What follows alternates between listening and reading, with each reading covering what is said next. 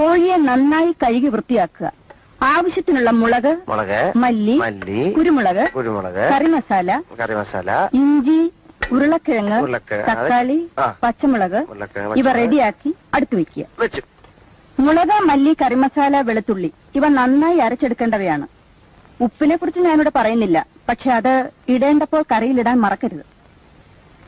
ഇനി കോഴിയെ കയ്യിലെടുക്കുക.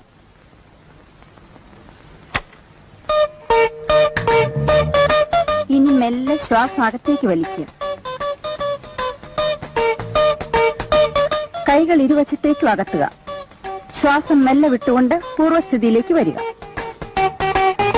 എന്നിട്ട് കാലുകൾ ഇരുവശത്തേക്കും അകത്തുക. കഴുത്ത് മുകളിലേക്കും വീണ്ടും താഴേക്കും കൊണ്ടുവരിക.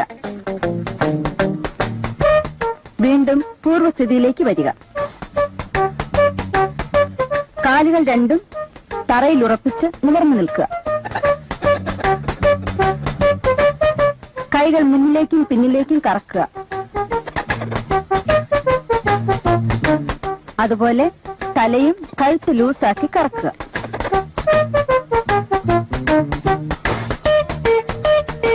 ഇപ്പോൾ നിങ്ങളുടെ മുന്നിൽ ഇരിക്കുന്നതാണ് സ്വാദിഷ്ടമായ ചിക്കൻ മസാല.